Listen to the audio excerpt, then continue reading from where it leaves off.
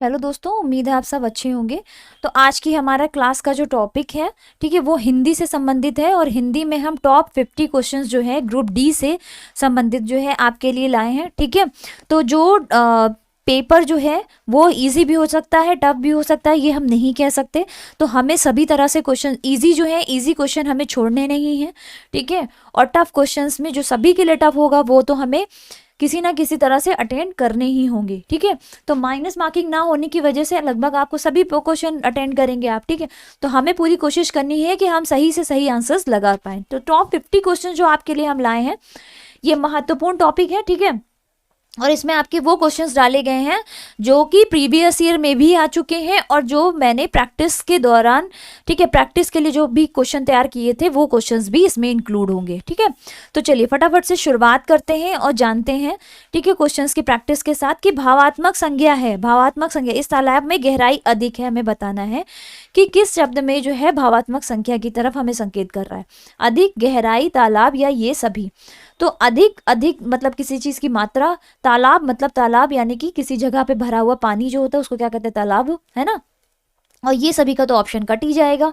ठीक है, तो एलिमिनेट करना भी सीखिए ऑप्शंस को। तो गहराई जो है ये हमारा उत्तर हो जाएगा। तो गहराई हमारा उत्तर हो जाएगा। ठीक है, ये बना है गहरा शब्द से। गहरा क्या होता है, गहरा विशेषण होगा। ठीक है, ये विशेषण शब्द है और इसी से ही बना है भावात्मक संज्ञा का उदाहरण। ठीक है, गहराई बना है जिसमें, ठीक है, भावात्मक संज्ञा का वो क्या होता है, अर्थ क्या होता है, इसमें क्या कहा जाता है कि जब कोई शब्द, ठीक है, जब कोई शब्द या संज्ञा, ठीक है, किसी गुण दशा या व्यापार का बोध कराती है, उसे क्या कहते हैं, भावात्मक संज्ञा कहते हैं। ठीक है, तो ऑप्शन नंबर बी जो है ये हमारा उत्तर हो जाएगा। अनमोल शब्द में उपसर्ग बताना है आपको, कौन सा होगा, मोल होगा, उन होगा, अन होगा या आ होगा। तो मोल तो बिल्कुल नहीं हो सकता, क्योंकि उपसर्ग जो होते हैं वो हमेशा शब्द की शुरू में लगते हैं ना, जैसा कि मैंने बताया था आपको। और उपसर्ग और प्रत्यय संबंधित मैंने क्लास भी आपकी करवाई है। ठीक है, तो अगर उपसर्ग प्रत्यय के बारे में आपको डिटेल से पढ़ना है तो आप वहां से भी पढ़ सकते हैं। ठीक है, उन उसमें हो नहीं सकता क्योंकि यहाँ पे आ है। ठीक है, तो ये भी ऑप्शन कट जाएगा। नमोल, नमोल जैसा कोई शब्द नहीं होता तो आ भी कट जाएगा। ठीक है, तो ऑप्शन नंबर सी जो है ये हमारा उत्तर हो जाएगा। ठीक है, मोल, मोल मतलब किसी चीज का प्राइस, है ना। तो यहाँ पे कौन सा जुड़ा है, यहाँ पे अन्न जो है उपसर्ग जुड़ा हुआ, ऑप्शन नंबर सी जो है ये हमारा उत्तर हो जाएगा। दिए गए वाक्य कौन से काल का है, हम बताना यहाँ पे कौन सा काल है। ठीक है, सीमा गाना गा रही है, तो हमने जैसा आपको बताया भी था कि जहां पे रही है, ठीक है, रहे हैं या फिर रहा है, ऐसे शब्द आए तो वहां पे आप समझ जाइएगा कौन सा होगा, वर्तमान काल होगा। ठीक है, तो ऑप्शन नंबर ए जो है ये हमारा उत्तर हो जाएगा। इसके अलावा भविष्यकाल, भविष्यकाल का उदाहरण क्या है, गा है, गी है या फिर गे है। ठीक है, अगर शब्द के अंत में आपको इस तरह से शब्दांश मिले तो वहां पे क्या हो जाएगा, वहां पे भविष्यकाल हो जाएगा। अब भूतकाल की बात करें तो थी है, सॉरी, थी, थे, ठीक है, था। अगर अंत में आपको ये शब्दांश मिले तो ये क्या हो जाएगा, शब्द मिले तो भूतकाल का ये उदाहरण हो जाएगा। ठीक है, चलिए आगे बढ़ते हैं। कर्म कारक बताना है हमको। यहाँ पे कर्म कारक क्या है, राम ने रावण को मारा। तो कर्म की परिभाषा क्या है कि क्रिया का जो किया गया कर्म है। ठीक है, ठीक है, क्रिया द्वारा जो किया गया कार्य है, जिस पर उसका क्या होता है, जिस पर उसका प्रभाव पड़ता है। ठीक है, जो कर्म का जिस पर प्रभाव पड़ता है। ठीक है, या फिर ये कह सकते हैं कि क्रिया के कार्य का फल जिस पर पड़ता है, क्रिया के कार्य का जो फल है जिस पर पड़ता है उसको क्या कहते हैं, उसको कर्म कारक कहते हैं। तो राम ने रावण को मारा, तो राम क्या हो गया, राम हो गया हमारा कर्ता। ठीक है, राम क्या हो, कर्ता, क्रिया क्या है, मारना, और मारने का जो फल है वो किस पर पड़ रहा है, रावण पर पड़ रहा है। ठीक है, तो ऑप्शन नंबर ए जो है ये हमारा उत्तर हो जाएगा।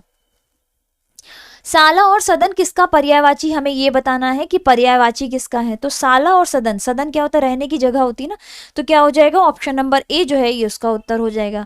निकेतन, ठीक है, निकेतन, ग्रह, ये किसके उदाहरण है, ये हैं घर के उदाहरण। वहीं पे हम चोर के उदाहरण की बात करें तो दस्यु,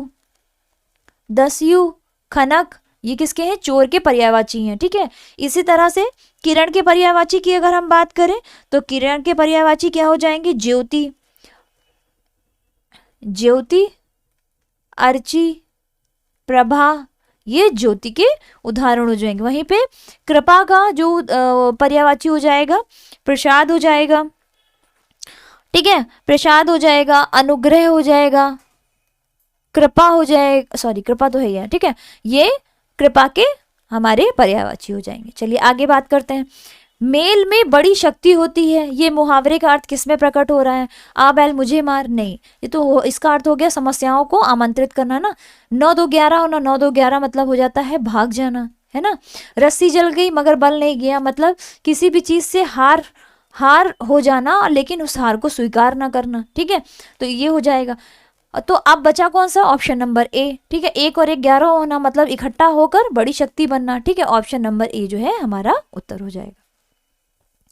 हमें बताना है उधार का विलोम क्या होगा, उधार का विलोम क्या होगा, ठीक है, तो उधार का विलोम क्या हो जाएगा, नगद, ऑप्शन नंबर ए उत्तर हो जाएगा।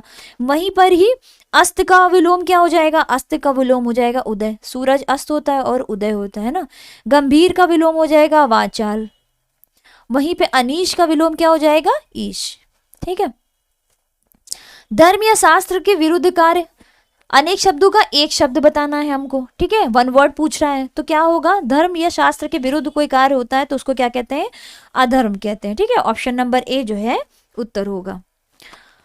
निम्नलिखित वाक्य को अशुद्ध करने वाला शब्द निकाले, तो इसमें कौन सा अशुद्ध कर रहा है कि मुझे सफल होने की निराशा है, क्या सफल होने की निराशा होती है या आशा होती है, जाहिर सी बात है आशा होती है, तो हमारा सेंटेंस कहाँ पे गलत हो रहा है, ठीक है, वाक्य शुद्धि कहाँ है, निराशा में, ठीक है, तो ऑप्शन नंबर सी जो है ये हमारा उत्तर हो जाएगा। मुहावरे का अब हमें अर्थ बताना है कि गांठ का पूरा आंख का अंधा, ठीक है, तो इसका अर्थ क्या निकल कर आएगा, धनी किंतु मूर्ख व्यक्ति, ठीक है, धनी किंतु मूर्ख व्यक्ति, यानी कि ऑप्शन नंबर ए जो है ये उत्तर हो जाएगा। दिए गए विकल्पों में वाक्य के शुद्ध रूप बताना है हमें, तो प्रधानाचार्य ने अध्यापक को बुलाया, ये सेंटेंस कहीं से भी गलत लग रहा है, नहीं, तो यही हमारा उत्तर है, ठीक है, ऑप्शन नंबर ए ही हमारा उत्तर है।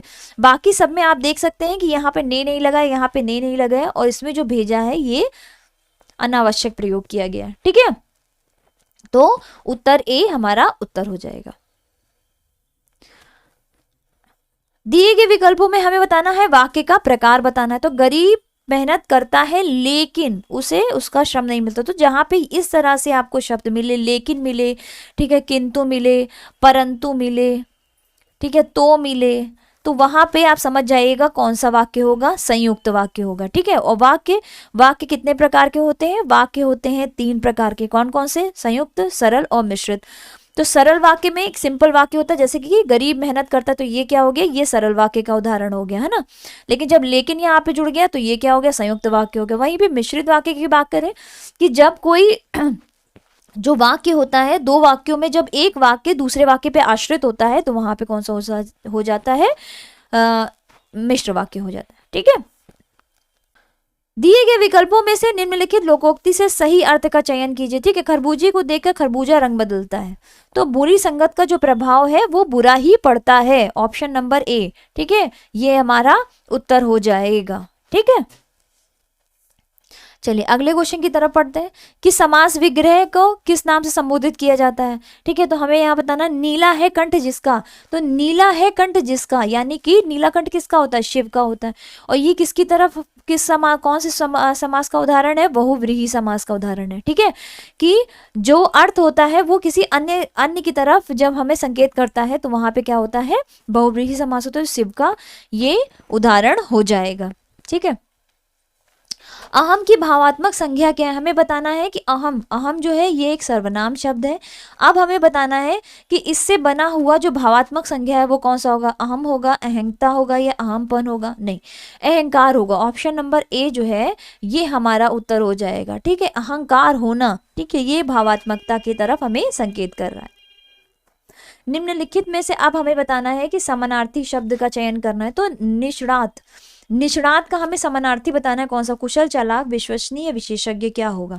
तो निष्णात का जो समानार्थी अर्थ होता है वो क्या होता है, कुशल होता है, ठीक है, कुशल होता है, और ऑप्शन नंबर ए जो है ये हमारा उत्तर होगा।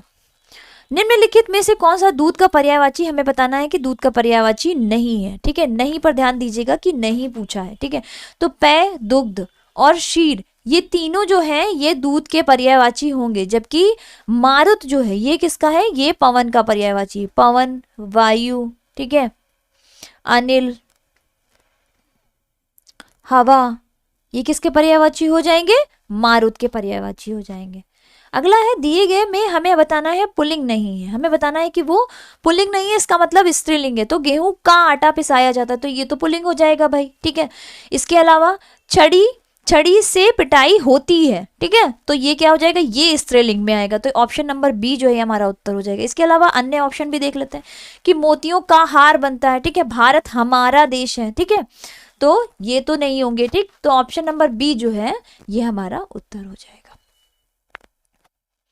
दिए गए 4 विकल्पों में से 3 का अर्थ समान है, एक असंगत है, आपको ये बताना कौन सा असंगत है। तो दहन, अग्नि, अनल ये किसके हैं पर्यायवाची, ये किसके हैं, ये आग के पर्यायवाची हैं। ठीक है, आग के पर्यायवाची। सौरभ इसमें असंगत है, यानी ऑप्शन नंबर बी जो है ये हमारा उत्तर हो जाएगा। ठीक, अगला है सही वर्तनी का चयन करना है, हमें सही वर्तनी बतानी, इसमें से कौन सी होगी, जीजीविषा। जीजीविषा की हमें सही वर्तनी बतानी है कि कौन सी होगी। चलिए फटाफट से जानते हैं।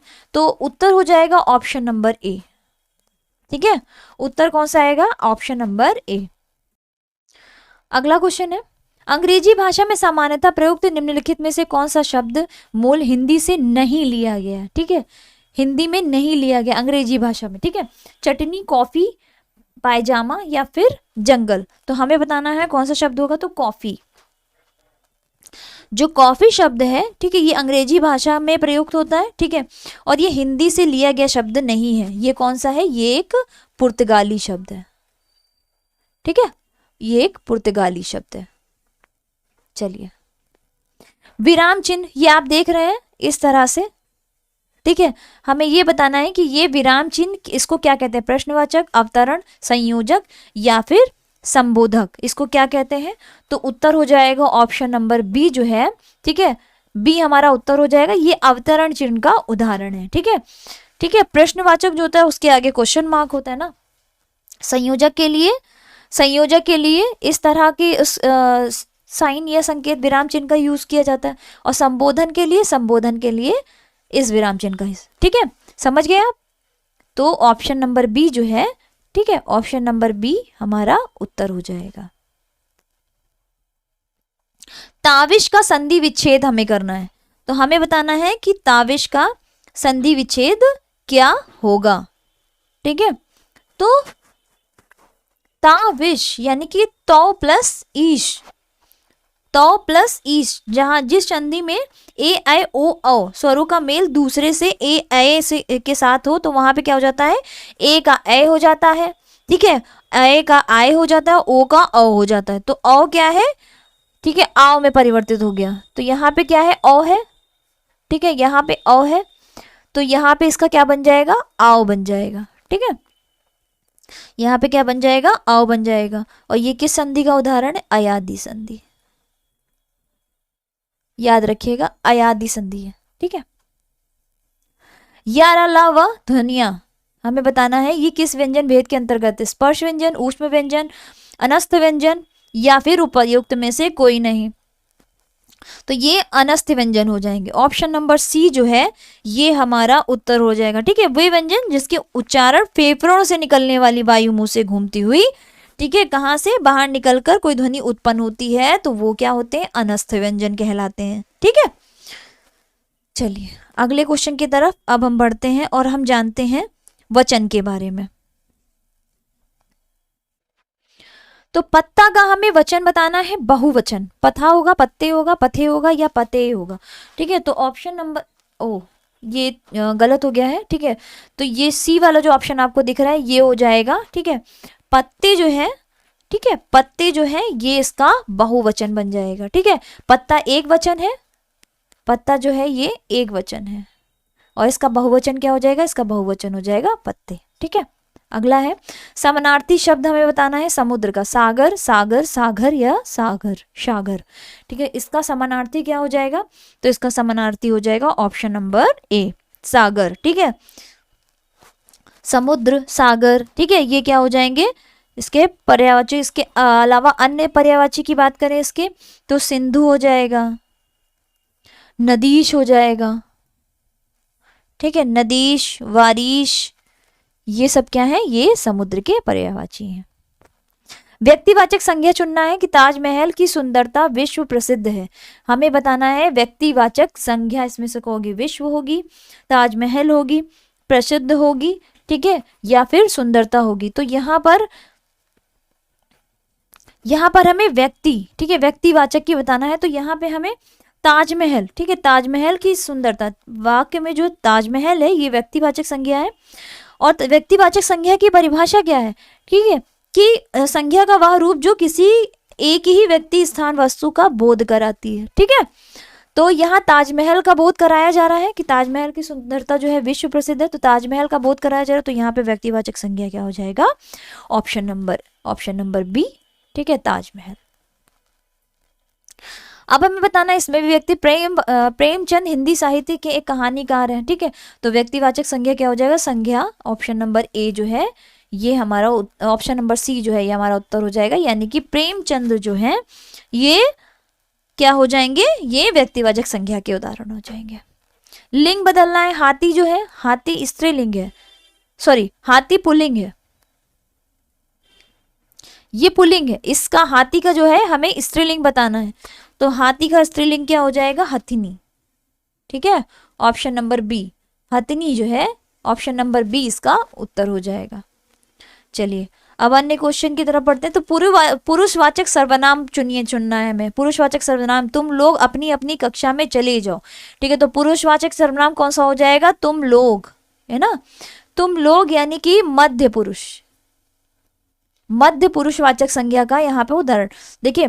पुरुषवाचक सर्वनाम जो है वो 3 प्रकार के होते हैं, उत्तम पुरुषवाचक सर्वनाम, मध्य पुरुषवाचक सर्वनाम, ठीक है, और इसके अलावा तीसरा कौन सा था, उच्च पुरुषवाचक सर्वनाम, है ना, या अन्य पुरुषवाचक, ठीक है, अन्य पुरुषवाचक सर्वनाम, ठीक है। तो उत्तम में जैसे कि मैं, ठीक है, मैं, हम, ये क्या हो गया, ये उत्तम का हो गया, मध्य का हो गया तुम, तू, आप। वहीं पर अन्य में क्या आ जाएगा, अन्य में आ जाएगा वे, है ना, उन, इनके, ये अन्य के अंतर्गत आ जाएगा। तो ये मध्य पुरुषवाचक का उदाहरण है, ऑप्शन नंबर बी जो है ये हमारा उत्तर हो जाएगा। पिताजी रोज अखबार पढ़ते हैं, ठीक है, तो यहाँ हमें क्रिया चुननी, पिताजी पढ़ते हैं रोज या फिर अखबार, ठीक है। तो इसमें क्या हो जाएगा उत्तर, तो ऑप्शन नंबर बी जो है पढ़ते हैं, है ना, ऑप्शन नंबर बी जो है पढ़ते हैं, ये हमारा पढ़ना क्या होगी, क्रिया होगी, तो यही हमारा उत्तर हो जाएगा। समानार्थी शब्द बताना है, तो मित्र का समानार्थी क्या होगा, दोस्ती, ठीक है, ऑप्शन नंबर ए जो है ये उत्तर हो जाएगा। अब हमें रिक्त स्थान बनाना है, तो दही का रंग कैसा होता है, तो दही का रंग जैसे सबको ही पता स्वाभाविक है, ठीक है, ऑप्शन नंबर ए सफेद होता है।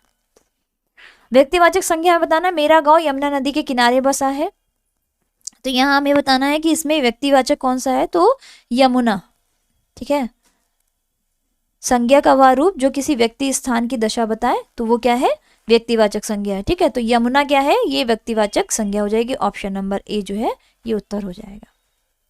वचन बदलिए, किताब का हमें बहुवचन बताना है, तो किताब का बहुवचन क्या हो जाएगा, किताबें, ऑप्शन नंबर बी जो है ये हमारा उत्तर हो जाएगा।